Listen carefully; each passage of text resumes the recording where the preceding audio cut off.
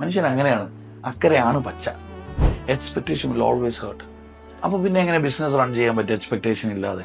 നമുക്ക് പ്രതീക്ഷ അല്ല വേണ്ടത്, പ്രത്യാശയാണ്.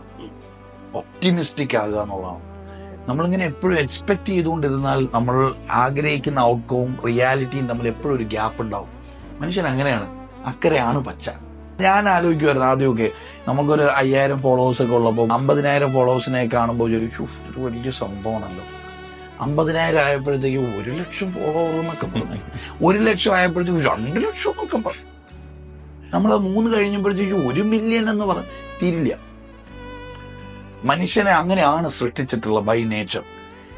അതിലാണ് മനുഷ്യനെ ടെസ്റ്റ് ചെയ്യുന്നത്. അതിൽ നിന്നും നമ്മൾ മാറണം. എക്സ്പെക്ടേഷൻ ലെസ് ആകുക എന്നുള്ളതാണ് ഒന്നിനോടും. അതിന്റെ അൾട്ടിമേറ്റ് പ്രിൻസിപ്പിളാണ് ലാ ഇലാഹ ഇല്ലല്ലാഹ്. ഒന്നിനോടും ഒരു എക്സ്പെക്ടേഷനും ഇല്ല എക്സെപ്റ്റ് ഫ്രം അല്ലാഹ്. ദൈവത്തിൽ നിന്നല്ലാതെ ഒന്നിനോടും എക്സ്പെക്ടേഷൻ ഇല്ല. ഈ പറഞ്ഞ എക്സ്പെക്ടേഷൻ അപ്പുറം അതിനൊരു പർപ്പസ് കണ്ടുപിടിക്കണം. അപ്പൊ നമ്മൾ എക്സ്പെക്ട് ചെയ്യുന്ന ഒരു കാര്യം, ബിസിനസ് ബിൽഡ് ചെയ്യണം, നമ്പേഴ്സ് കൊണ്ടുവരണം, അത് എക്സ്പെക്ടേഷൻ ആണ്. എന്തിന്?